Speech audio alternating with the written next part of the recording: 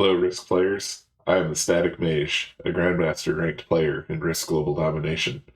Today's video is an introduction to my favorite game mode, Progressive Capitals on the classic map. It's a half-hour crash course where we will cover some of the basics and watch some highlights from actual games. Class at the Mage's Risk School is now in session. Most people agree that Capitals mode is the most consistent way to rank up the leaderboard. This is because your capital has a defensive advantage. It has a much better chance to survive even when hit by a large stack. This makes you less susceptible to noob slams, and card luck is much less of a factor. However, Capitals mode is not for everyone. Games can take longer. My games average between 1 and 2 hours. I've even played a game that went nearly 6 hours. If you don't have patience for a longer game, then Capitals mode may not be for you. In a Capitals game, you will select your capital before your first turn.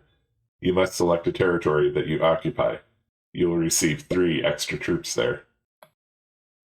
As I noted before, capitals have stronger defenses when attacked. It can take twice as many troops or more to have a 100% roll. The win condition for this mode is to control all of the capitals at once. A cap run is a game-winning play to capture all of the capitals. I win this game even though I do not eliminate the white player, and even though the white player has more troops than I do at the end.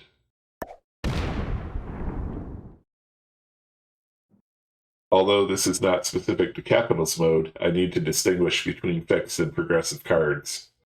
With fixed cards, the maximum value of a set is 10, possibly with 2 bonus troops on a specific territory. In this endgame, I get 27 troops from bonuses and territory count. But I only get 10 troops with a +2 from the trade-in. So, in a fixed game, bonuses and territory count remain important throughout the game. This video focuses on progressive capitals, where trade-ins get larger throughout the game. Since capitals games tend to go longer, trade-ins can get well into the hundreds or even higher. In this game mode, bonuses and territory count are less important, especially on a small map like Classic, especially towards the end of the game. Let's look again at the map from this game. You'll see that white holds Asia and Australia. How bold! However, this is not a big deal when factoring in cards. Even though white gets 19 more troops per turn than pink, this is only a 6% difference, and it is only 0.3% of the total troops on the board. Because cards are so important, winning an endgame is usually about winning the card game. If you look at this map, you will see that black holds most of the board. Black only has 2 cards, so they will not have a set on their next turn. If the pink player can do something to prevent black from getting a card, that is a huge win.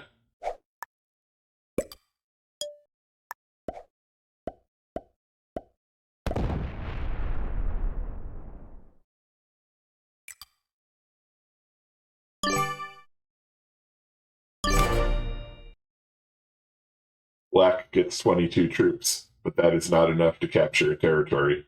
In this position, pink has card blocked black. Card blocks are not only for the 1v1, they also appear in the 3-player endgame. Most commonly, 2 players team up to block the third. In this video, I am allied with red and seeking to block white. I can't just hit white and put a 30 stack there, because red needs a card. That is why I am creating a private trading pocket with red, using their existing 52 as part of the block. The key here is that red can take a card without breaking the block. To pull this off, you need a trading partner who will contribute to the block, or at least who will not break the block. In this game, red and I had been working well together. We can now trade on any of the territories surrounding their capital. Unless white has a set on 3, they will be blocked next turn. It is rare that you will be able to block both opponents at once. That's because your opponents will just start trading with each other, which is bad for you. But I said rare, not impossible. In this game, green is trapped behind the Siam capital in Australia. Yellow is mostly confined to the Western Hemisphere. I can block both of these opponents at once, because they cannot break out to start trading with each other. Today, I am playing as Mittens, a Grandmaster kitten that loves to hunt penguins. I will provide commentary to see how all of the concepts we've discussed so far in this video apply in the real world. The first action in the game, and arguably one of the most important, is choosing your capital.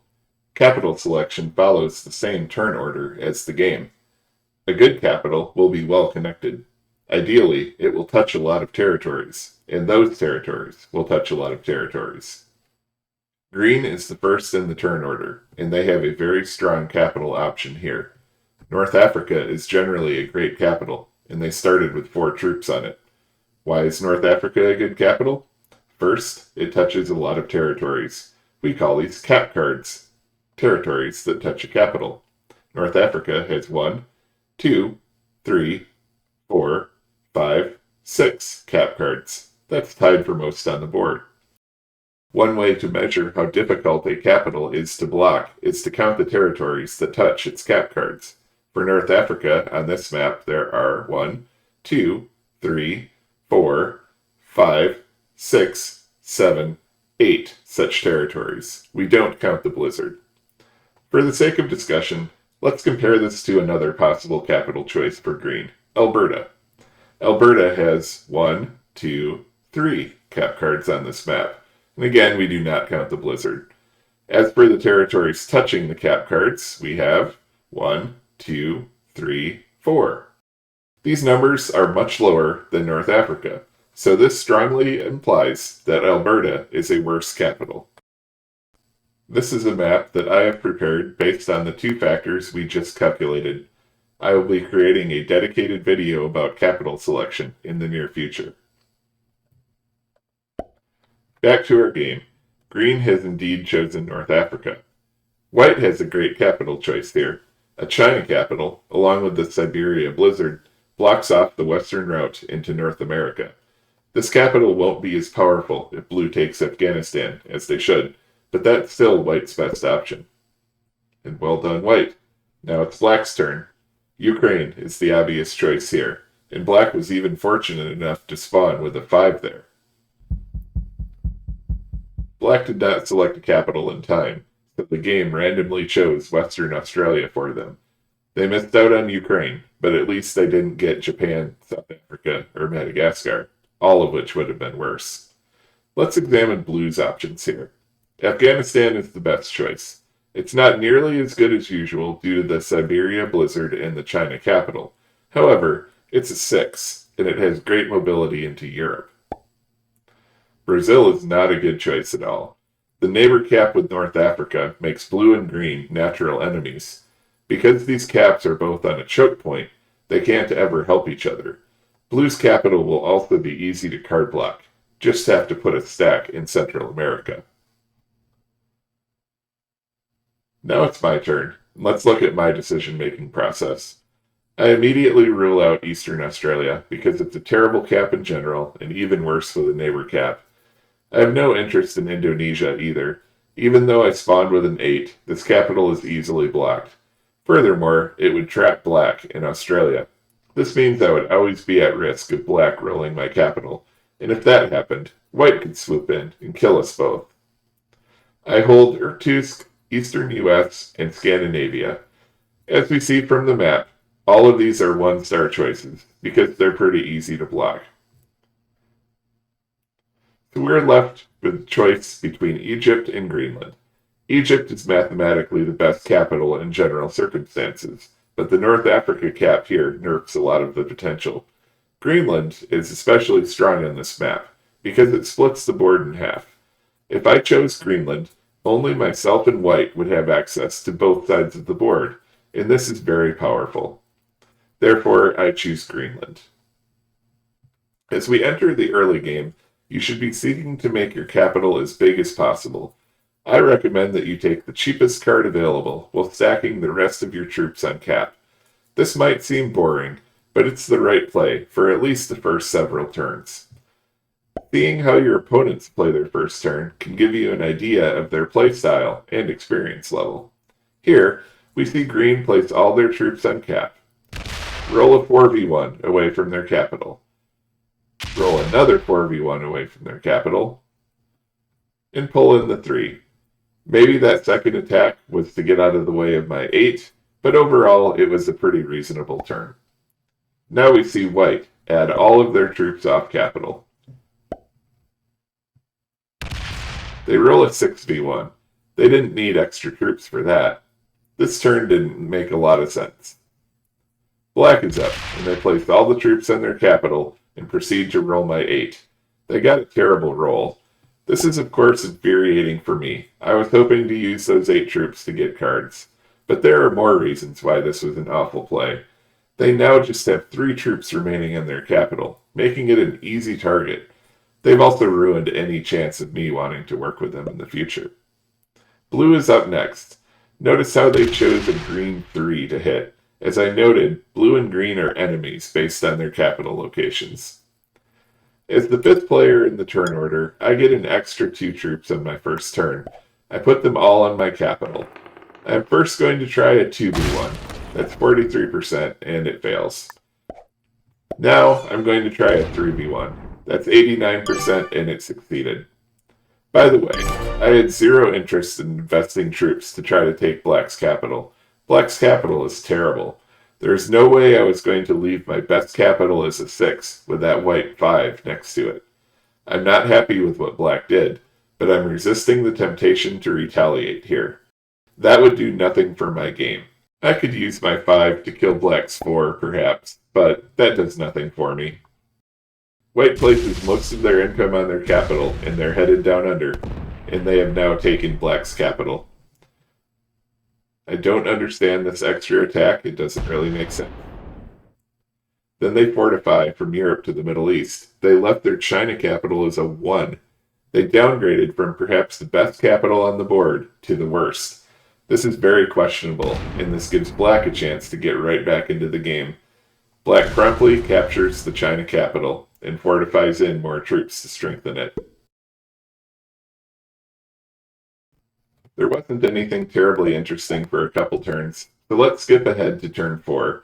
Green sets early here, which is a bit strange since they already have a great capital in position. They locked in the 4 trade, only to card and pass. White also sets in early to lock in the 6 trade. They use their trade to take the Australia bonus. A common pattern with Australia caps is to guard the bonus off cap, as White does here in Indonesia. This is yet another reason why Australia caps make you so vulnerable. Black turns in early too. What's going on in this game? Black uses their trade to target me, and only me. I honestly don't know why, but what I do know is that when the turn ends, I only have 22 troops left, and I don't have a set on 3. I'm pretty far behind everyone else. I'm really glad we're playing capitals, or I would be very tempting to kill right now. It is more important than ever to keep as many troops as possible on my capital. I am now in survival mode.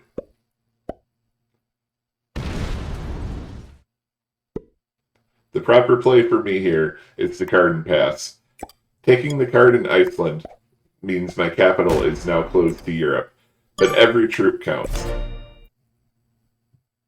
Skipping forward a bit, and the black player takes Asia. I think this is one step too far. Some players mistakenly believe that bonuses don't matter in classic progressive capitals. That will soon be true of blue's +2 in South America and white's +2 in Australia. However, when the sets are only 12, the +7 from Asia is still significant. Blue takes a card and passes, so I finally set in for the 12 trade. I have recovered to be in the middle of the pack in terms of troop count, but I don't think it's my responsibility to break Asia here, because I know white's going to do it. I continue to stack my capital for now.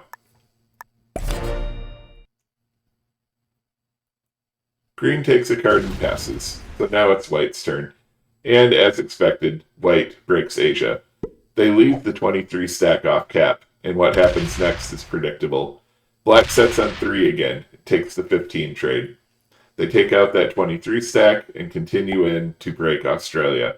There is a new war now between black and white. Freezing the game right here, we can see that there are 2 different play styles. White and black attempted to expand aggressively and take bonuses. As a result, they have small capitals and they're at war.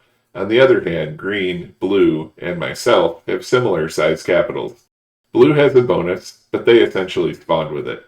Unless something crazy happens, white and black will likely be the first two players out. We skip ahead a few turns, and green now sets early with the 40 trade. They use this to take the Africa bonus. I don't really like this play for them. Yes, it's a +3 as long as they can hold it, but that's less than 10% of the value of a set at this point.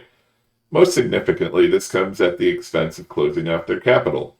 If and when something blows up in the white versus black war, they may have cost themselves the opportunity to capitalize. A couple turns later, black doesn't have a set on 3 for once, and at this point the kill is profitable. Fortunately, I kept my capital open to black via the western path. I get an okay roll on black's capital. And with the black kill, I turn in for 55 troops. I will also set on my next turn. This is what I'm getting at when I say that stacking your cap is the best play, unless there's a more obvious play. I considered this to be an obvious play, since it progresses the game. Here, I'm looking at the 70 stack in Indonesia. It's really all or nothing if I want to hold China. I end up taking Asia to kill black, but I'm not going to make an attempt to guard that bonus. I'm giving up the Greenland capital here, as I upgrade to China. Green goes up to take the Greenland capital. Skipping ahead a couple turns, for some reason they let me hold Asia for 2 turns. I'm not particularly upset that blue broke me here. Now we skip ahead about 10 minutes. Blue turns in the 120 trade, and probably didn't look to see that 438 versus 309 is a 0% roll. Not surprisingly, they lost all their troops. They flag out, locking in 4th place. Let's freeze the video here. It's my turn, and I have a decision to make. Option 1 is to kill blue. That will get me 1 card. I would have to take a lot of the board, but more importantly, close my capital. I value an open capital more than the 1 card. Option 2 is to go take the Brazil cap, but not kill blue. This is effectively the same as option 1. I would have to close my cap. Option 3 is to kill green. I have just enough troops to do it. If I get excellent capital rolls, I will have about 300 troops left. If I get unfavorable rolls, I could be left with only 100 or so troops. Even if I stacked all my remaining troops in Siam, white could probably break through. So killing green most likely means that I take 2nd place. I want 1st. And option 4 is essentially to do nothing by carding and passing. I throw green the fist bump as I card and pass, inviting them to take the free capital. I hope this gets green to work with me against white. Green's play here surprises me. They choose to downgrade their capital from Greenland to Brazil. I understand not wanting an enemy on the neighbor cap. However, the Greenland cap is so much better than Brazil, and I don't want white to get that cap. And unfortunately, white got that cap. The right play for white here would have been to fortify most, or even all of their Australia capital to Greenland. Leaving this as a 47 was a mistake. I immediately take advantage of this, even though I have to go through several territories and close my China cap to get there. I get about the worst roll possible on the capital. Even though there are a few territories owned by the MIA blue player, we are now in the 3-player endgame, or 3-peg. There are a number of things that can happen in the 3-peg. My goal is first and foremost not to take 3rd place, and second, to set myself up for success in the 1v1. At this point, I believe that green is a better player than white, but white has far more troops. I can be more creative against less experienced players if I have tons of troops at my disposal. Even if we stalemate for a while, that's fine with me. However, we didn't have to wait long for some action. White set early and used it to take Europe and guard the borders. With the sets above 150, the +5 really doesn't matter that much. At this point, we got into a common pattern. 2 players, myself and green, are trading with each other, while white slowly takes the rest of the board because nobody is giving them cards. Remember when I selected capitals and pointed out how Greenland and China cut the board in half? In this case, Green and I are the only ones with access to North America. Therefore, white has to take their cards elsewhere on the board. At this point, white is down to their last card.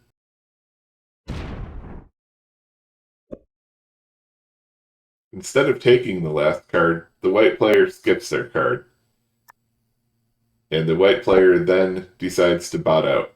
Since we're using neutral bots, it will take 10 minutes for the white player to go MIA. When you've cooperated with a player to block another, I advise continuing to trade normally while you wait for the MIA. However, if you notice some behavior that suggests that your ally is starting the 1v1, it's game on. Do note that it's still possible for the white player to come back. It's unlikely, but some players do what we call the scumbag bot out. They bot out for a while, hoping that the two other players will go into each other hard. Then they can rejoin and clean up the pieces. Thanks to the magic of video editing, 10 minutes has passed, and the white player goes MIA. The game is now to the best part of any classic Capitals game, the 1v1. I send Green a fist bump and wish him luck, because now we go to war. During the 1v1, this is what's on my mind. First of all, at the beginning of my turn, I need to determine if I can win the game. Usually this would be via a cap run, where I would take over all the capitals on the same turn. However, to cap run, you need to capture all the capitals, including capitals that are held by bots or MIA players. In our game, the MIA white player has a 449 capital in Australia, so it's not sufficient just to take over all of Green's capitals. We need all the capitals. The other way to win the game is to kill the green player. Note that when a player goes MIA, their place is locked in. Blue took fourth, white took third. Green will get second even if I kill them before blue or white is removed. Returning to the map, Green's North Africa capital is open to both of mine. Their Brazil capital is closed to both of mine. One of my first objectives will be to try to get Green to close that North Africa capital. My third objective is to try to keep my capitals open to the opponents as long as possible. This allows me to go for a cap run or a kill. As I take territories for cards, I'm going to try not to close my caps when possible. Right now, Greenland is open to North Africa and Brazil. China is open to North Africa too, but not Brazil. The 1v1 will come down to cards, as it usually does. If I can stop Green from getting cards, I win. If Green can stop me from getting cards, they win. The key to this is to go slow and steady. This means one territory per turn, unless you have a very good reason to do something else. It's a great accomplishment to make it to Grandmaster playing Classic Fixed or Classic Prague, but if you use the same 1v1 strategy in capitals as you do in those other game modes, you're going to take second almost every time. So I repeat, one territory per turn, unless you have a very good reason to do something else. With this in mind, let's start the 1v1. I have 5 cards, so I need to set. Green also has 5 cards, so they are going to set on their next turn. I'm slightly ahead in troops at this point. Generally speaking, I want to take cards from blue or white territories first. My China capital is already close to the north, so taking these blue territories is best. Killing blue would be easy here, but that's only one card. If green comes through to kill blue, I'm happy about that, because they would take 5 extra territories to do so.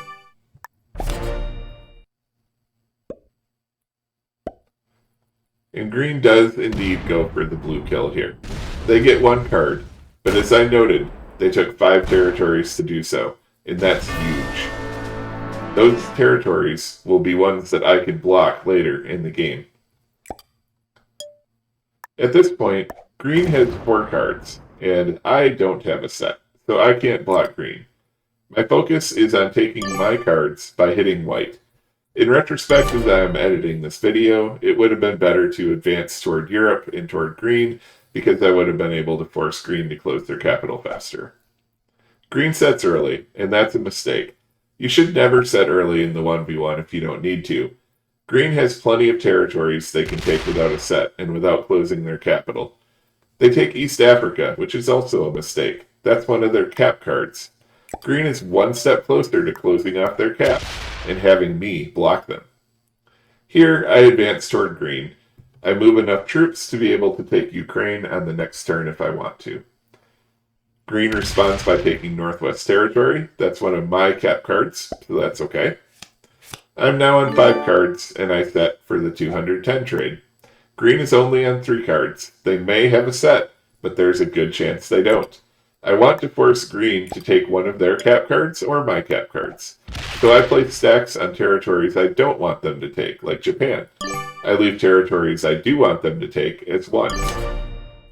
Again, I emphasize, taking your cap cards or the opponent's cap cards is generally not the right play. Green apparently doesn't have a set here. They take Egypt, which is one of their cap cards. That is one step closer to closing their capital. They also take Middle East and Ukraine. They got a great roll, but they took 2 extra territories, and I love it. Here I set. I put my set in Afghanistan, and I take Middle East. I'm going to leave 40 troops there. That's going to force green to take another of their cap cards, unless they have a set. And of course, green does have a set. Something is about to get smacked, but that's okay. Green will not have a set on either of their next 2 turns. Green hits Japan here and fortifies back to their capital. Now is a good time for me to take one of those white territories in Australia, and this will leave green with no choice but to hit one of their cap cards in their next turn. I leave enough troops behind to take the next territory. Green has no choice but to come off their capital and take one of their cap cards. They have just 1 cap card remaining. Green advances a large number of troops and fortifies even more from their Brazil capital. That's a good play, and it puts off the inevitable taking of their final cap card. We skip ahead a few turns here, and I'm about to do something about that green stack. I take the set and come off my cap to hit that stack. What I'm doing here is called zeroing, or 0% roll. I set the slider to the maximum number of troops that has a 0% chance to win, and then I roll. With the first roll, I knock the stack from 653 to 36, then from 36 to 20, and then from 20 to 6. When you're zeroing, you have to check that slider between each and every roll. If you hit enter twice, you might accidentally end up taking another territory. And I've seen games lost simply by taking a territory that you did not intend to. Skipping ahead to my next turn, I block with a 30 stack into Quebec, and this will force green either to open my capital, set early, or take their final cap card.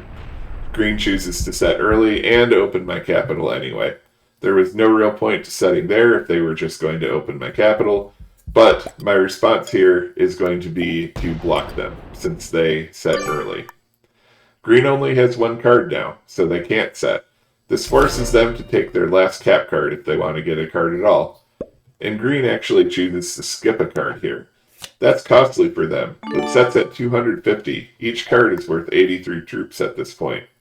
They do fortify the 523 to Northern Europe, so they will get a card their next turn. Here, I set because I want to take the white territory next to green's capital.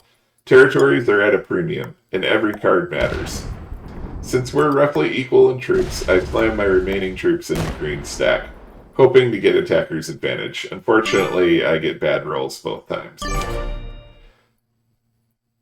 Here, green attacks with their stack, but for some reason, they close off their capital. That's a blunder, and I'll take it. Skipping ahead a few turns, green is on 2 cards after setting early, and they have a huge stack in Great Britain. I have set up 30 stacks in Ural and China, and put the rest of my set in Iceland. Here, I take India, and put a blocking stack there as well. Now I slam my stack from Iceland into Great Britain. I get good dice, killing 304, only losing 238. Green has no choice but to take back Iceland, reopening my capital. They fortify a large stack over to Ukraine. Green is playing this fairly well, but off-cap stacks are vulnerable, and I take advantage here. I also leave blocks along the way, the 30 stacks. I get a great roll here, killing 477 while losing 311. That's a difference of 166. The reason I'm flexible to leave Greenland weaker is because Green's caps are close to me. Green has no set here, so they miss another card. They fortify everything off Brazil. While I could run around from China to kill this stack, that's too many territories to run through. Free caps are not free if you need to run through that many territories to take them. Greenland is potentially in danger here, so I fortify some off China. Green takes the obvious card here, but they inexplicably fortify their stack back to Central America. It's now my turn. I will set for 265 troops. Pause the video and see if you can find the play.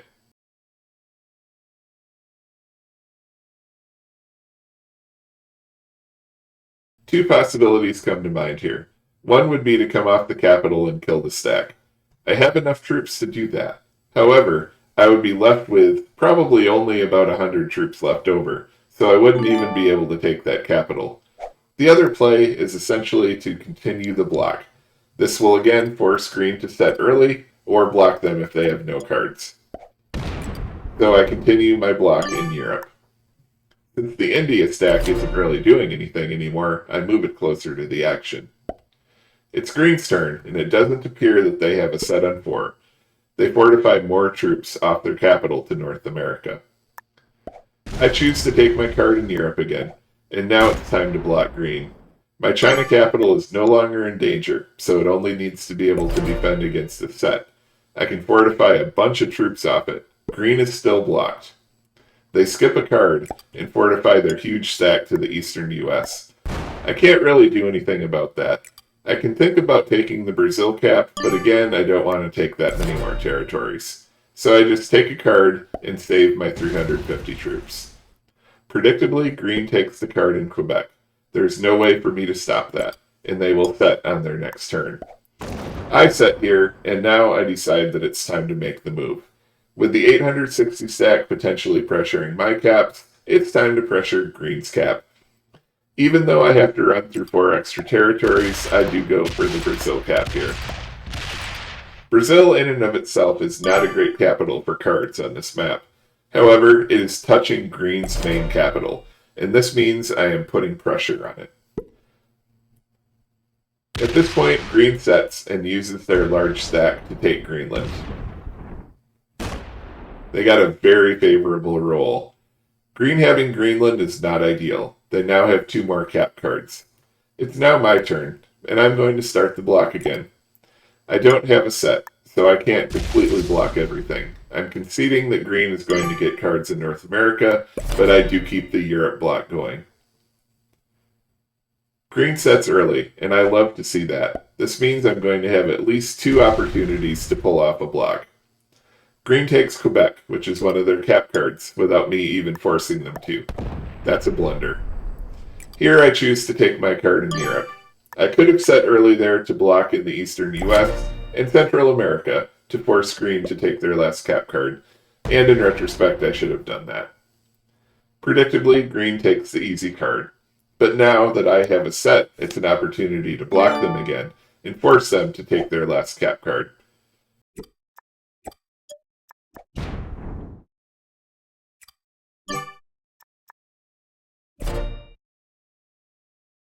Green is forced to take their last cap card.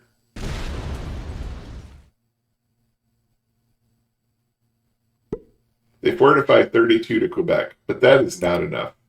My play here is obvious. I need to maintain the block. I 0% roll Quebec because I don't actually want to take it. If I take it and open Green's cap, that could be a game-losing mistake.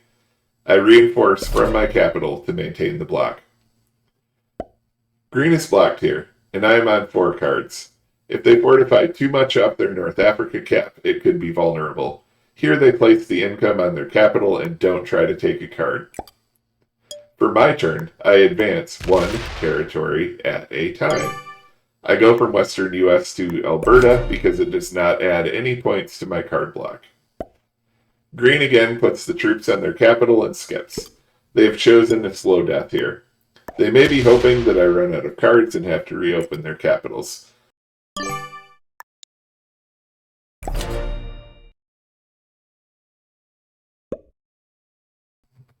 Skipping ahead a few more turns, I now have a huge troop lead on green. At this point, green fortifies off their Greenland capital. I obviously need to take that free capital, but I can also kill that 418 off-cap stack to make sure green remains blocked. Notice I don't take Quebec here. That's another territory I can take later for a card. At this point, green steps off cap. This is surrendering. In this case, I have to kill green to win. I don't have a cap run because of that white capital in Western Australia. Generally speaking, if I have the cap run available and the opponent played a respectful game, I don't feel the need to rub their nose in my victory by world domming or killing them. However, as noted, in this particular situation, I must kill them. They do get second place, because white locked in third place when they went MIA. And there you have it. Good game, green player. Let's review my objectives for the 1v1. I didn't have the cap run, because hitting the white capital just didn't make sense. And in general, hitting large bot capitals is a formula for losing, unless the capital has some kind of strategic value.